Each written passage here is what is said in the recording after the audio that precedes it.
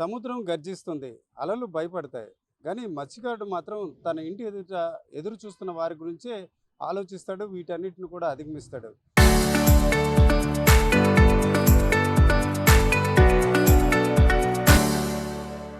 ఈరోజు అలాంటి విజేతల్లో ఒకరు కారే చిన్న.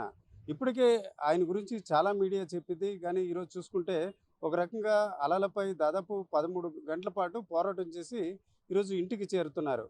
ఆయనతో మనం కొన్ని విషయాలు మాట్లాడదాం. చిన్నగారు, అదే దేవుడు ఆశీస్సులు అవ్వచ్చు, లేకపోతే ప్రకృతి అవ్వచ్చు, మీ కష్టం కావచ్చు, ఈరోజు బ్రతికి ఇట్లాగ ఇంటికి హాయిగా వెళ్తున్నారు. ఏమనుకుంటున్నారు ఈ జరిగిన సంఘటన గురించి? ఇప్పటికే చాలామంది మీతో మాట్లాడారు. ఈ ఆవేదన పడుతున్నా సార్. కుటుంబం అంతా పోయింది. నా పరిస్థితి ఇలాగ అయిపోయింది. నాకు ఇది రెక్కాడితే డొక్కాడిన పరిస్థితి నాది. అలాగే నేను ఏంటంటే ఒకటో తారీఖున వేటకి వెళ్ళాను సార్.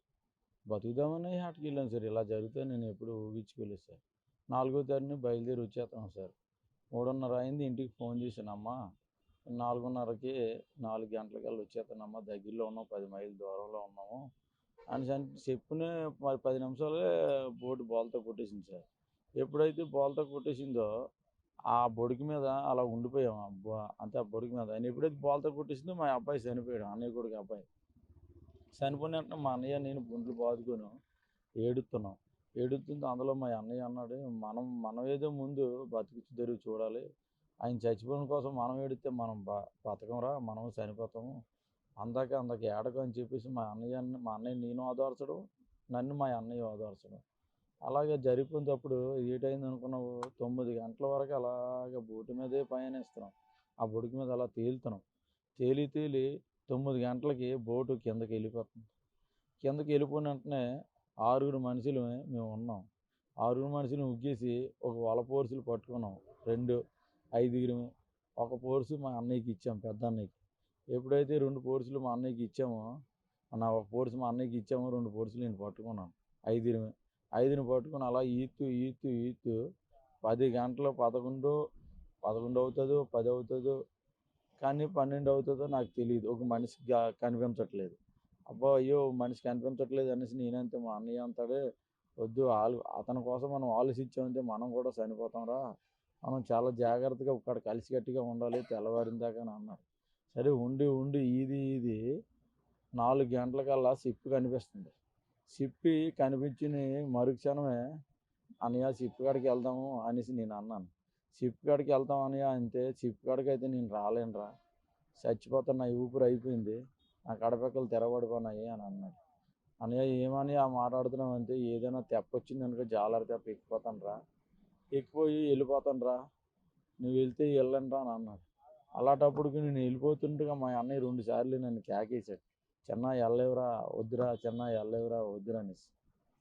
వెళ్ళలేవు. ఎప్పుడైతే వద్దన్నాడో, వెళ్తామని నేను ఎంత మాత్రం అని చెప్పి మా అన్నయ్యని ఊపిసి వెళ్ళాం. వెళ్ళి మా నలుగురు అలా ఈతోటి వెళ్తుండగా మా నలుగురికి ఇబ్బంది అయిపోతుంది. ఈ కోర్సులు ఇబ్బంది అయిపోతుంది. ఓడ సాయి పక్క ఉంది, మేము ఎదర పక్క ఉన్నాం. చూస్తే కరకట్టుకు లాక్కి వెళ్ళిపోతుంది. బాబు అయ్యో బాబు కరకట్టుకు లాక్కి వెళ్ళిపోతుంది. అయితే మా నలుగురం అయితే ఇంకా వెళ్ళలేమురా ఓ షిప్ కాడికి, అయితే నన్ను సింగల్గా ఈతాను రా, ఈ లోపు మీ ముగ్గురు రండి అన్నాను. అయితే పదమాయ అని చెప్పేసి మా అన్నయ్యలు కుర్రోడు పెండ అన్నాడు. అయితే వెళ్తుండగా ఇంకా రాక అంటున్నాడు. మళ్ళీ రివర్స్ వచ్చి మళ్ళా కేకేసాను, వీళ్ళు ఏరా రావట్లేదని చెప్పేసి వాళ్ళ దగ్గరికి వచ్చి అలుపు తీర్చుకొని మళ్ళా సింగల్కి భలే ఈతున్నాం అయ్యా అనేసి మా అన్నయ్యలు పెండ అన్నాడు, మా అన్నయ్య కొడుకు కూడా అన్నాడు. అయితే నేను అలా వచ్చేస్తాం బాబాయ్, వచ్చేస్తాం మా అయ్యా అని చెప్పేసి వీడు అన్నాడు.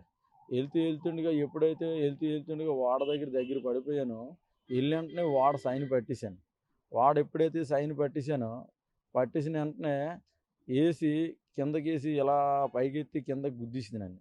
గుద్దేసిన వెంటనే పోడ పక్కొట్టుకొని వెళ్ళిపోతాను. అయ్యో చచ్చిపోనాను దేవుడా అనుకుని, అయ్యో చచ్చిపోను దేవుడా భగవంతుడా సరేనా ఇంతవరకేని నాకు నానే అనుకున్న తర్వాత ఎప్పుడైతే నేను అనుకున్నానో అప్పుడు నా భార్య నా పిల్లలు గుర్తుకొచ్చారు.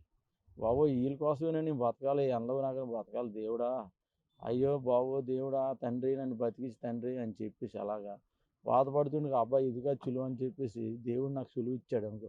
ఓ బనీలు తీసేసి ఇలా ఇసిరాను. ఇసిన వెంటనే అప్పుడు ఆ వాడలో ఉన్నోళ్ళు చూసిన వెంటనే నాకు ఒక నైఫ్ జాకెట్ ఇసిరాలి. నైఫ్ జాకెట్ ఇసిరి నైఫ్ జాకెట్ ఈ చెయ్యికి మొలబడిపోయింది. మొలబడిపోయిన వెంటనే నాకు పెద్ద జాలిలాడ దించాలి కిందకి. జాలిలాడ దించి ఆయన పైకి లేపాలి. పైకి లేపి పైకి లాగేసిన వెంటనే 2 వాటర్ బాటిల్ పట్టాలి. సరే ఇంకా నాకు సోహ లేదు, సోహ తెప్పాను. అప్పుడు నా దగ్గర నన్ను సోలో రాగాలి ఒక అరగంట 40 నిమిషాలు అయింది. అప్పుడు 2 జావ అన్నీ కలిపేసి ఉన్నాయి. అవి నన్ను ఏడు జావ పట్టాలంట తిన్నాను. అప్పుడు మన బయటకు వచ్చాను నేను. అప్పుడు వచ్చేసి ఇలాగ నలుగురం వచ్చాం సార్, ఇలాగ ఒక్కడినే దొరికాను అనేసి అంటే వాళ్ళ భాష నాకు అర్థం అవ్వట్లేదు, నా భాష వాళ్ళకి అర్థం అవ్వట్లేదు. అప్పుడు ఎంచేపు ఉండు, ఒక 20 నిమిషాలు 10 నిమిషాలు మళ్ళా ఉండు, నాకు చెల్ల ఇలాగ దగ్గర పెట్టేసి మాట్లాడమన్నారు. ఇలా అని చెప్పు, ఇలా అని చెప్పు అనేసి. చెల్ల అంతే వాళ్ళకి అర్థం అవ్వట్లేదు. చెల్ల ఫోన్ కాల్ అయితే అప్పుడు అర్థమై నాకు ఇచ్చేయాలి. ఇచ్చిన తర్వాత నేను సమాచారం అంతా చెప్పాను. ఇలాగా బోటు మునిగిపోయింది, ఇలాగని సమాచారం చెప్పగలి నాకు ఈ ఎదర్ రిపోర్టు జెట్టి ఫిషింగ్ హార్బర్కి వెళ్ళింది. అప్పుడు నా దగ్గరికి ఇవన్నీ ఎన్డీఆర్ బాంబుదాలు ఇవన్నీ పంపాలి. మొత్తం ఇవన్నీ అప్పుడు ఈ మనుషులు అనేది కనిపించట్లేదు. ఓకే చిన్న గారు, ఇప్పుడు కొన్ని అంటే ఒక 3 అంశాలు మీరు బ్రతికుండడం సహజంగా చాలా సంతోషం. కానీ ఈరోజు చూసుకుంటే మీ తాలూకాలో 6 గల్లంతయ్యారు. అది ఒక ఎత్తు అయితే, మరొక మీ ఫైనాన్షియల్ కండిషన్ అంటే మీ రాజుతో ఇప్పుడు మాట్లాడాను. 2 ఇళ్ళు తాకట్టు పెట్టారు, 6 లక్షలు అప్పు చేశారు. అది నిజమేనా? మీ ఫైనాన్షియల్ కండిషన్ ఏమిటి? పెట్టాం సార్, పెట్టామండి. ఒక ఇల్లు 10 లక్షలకు పెట్టాను సార్. ఒక ఇల్లు ఇచ్చేమో 4 లక్షలు పెట్టాను సార్. బ్యాంకులో లోన్ పెట్టాను సార్. లోన్ పెట్టి ఆస్తి కొనుక్కున్నాను సార్. 30 లక్షలు అయింది సార్ మన బాగు చేశాను. జెట్టీలోనే జెట్టీ మొత్తం యాంకర్ చేయండి సార్. 14 లక్షలకి 2 ఇల్లు పెట్టాను సార్. అది నిజమే సార్. మరి ఇప్పుడు మీరు ఎట్లాగా సార్, అంటే మొన్నటి వరకు బోట్ ఉంది, ఏదో చేద్దామనే నమ్మకం ధైర్యంతో మీరు చేశారు. ఇప్పుడు మీ పరిస్థితి భవిష్యత్తు ఏంటి? ఇప్పుడు దాదాపుగా మీరు నా లెక్కలు బట్టి ఓ 30 లక్షల అప్పులు, అవి ఎంతో కొంత ఇంట్రెస్ట్ ఉంటుంది కదా, ఇప్పుడు నెలకి ఎంత కట్టాల్సి ఉంటుంది? నెలకి ఎంత లేకపోయినా సార్ ఒక 60,000-70,000 కడుతున్నాం బాబు ఇంట్రెస్టే.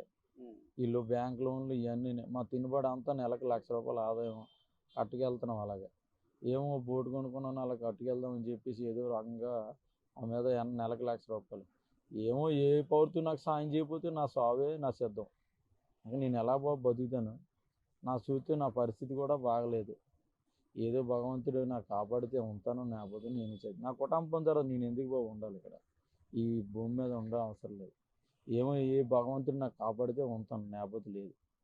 అది ఓకే, నెక్స్ట్ ఏం చేద్దాం అంటే ఇమీడియట్గా మీకు కొంత ఆరోగ్యం కుదుట పడిన తర్వాత మరి ఏం చేద్దాం అనుకుంటున్నారు?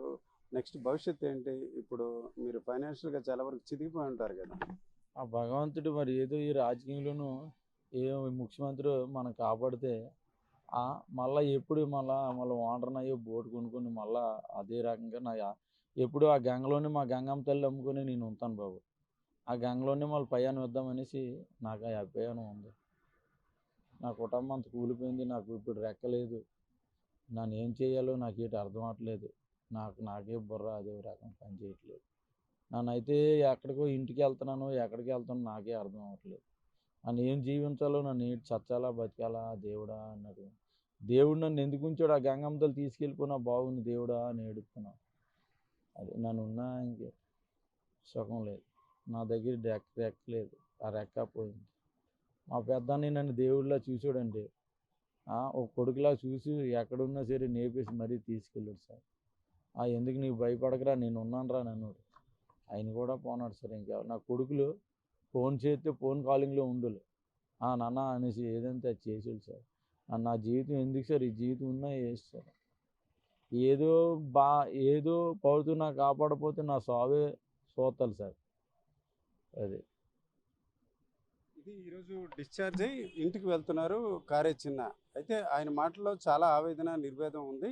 నిజానికి ఒకవైపు చూసుకుంటే కుటుంబ సభ్యులు వాళ్ళ అన్నయ్య కళ్ళ ముందే గల్లంతయ్యారు. మిగతా వారు కూడా దగ్గర బంధువులు ఈరోజు వారంతా కూడా దూరం అయ్యారు. అదంతా ఒక ఎత్తు అయితే, మరోవైపు చూసుకుంటే నెలకి వడ్డీలతో కలిసి దాదాపు ₹1,00,000 కట్టాల్సిన పరిస్థితి. బోటు ఉంటే ఏదో ఒకటి జరిగి ఉండేది. ఇప్పుడు బోటు మునిగిపోయింది. భవిష్యత్తు ఏంటి అన్నది ఆయన అగమ్య గోచరంగా కనిపిస్తుంది. కేవలం మత్స్యకారులకు సంబంధించిన మాటల్లో మనం వింటే అలలు భయపెట్టినప్పటికీ, సముద్రం గర్జించినప్పటికీ కుటుంబం కోసమే బ్రతికుంటారు. అదే రకంగా ఆ బోటు ఎక్కేటప్పుడు ఏదైతే విదేశీ నౌక ఎక్కే ప్రయత్నం చేసినప్పుడు కూడా తన భార్య, పిల్లలు, కుటుంబం కళ్ళ ఎదుట కనిపించింది. ఆ ప్రయత్నంలో భాగంగానే తాను ప్రయత్నం చేశాను, ఈరోజు బ్రతికానని చిన్న చెప్తున్నారు. కెమెరా పర్సన్ తిరుపతితో రామచంద్ర, ఆర్టీవీ, విశాఖపట్నం.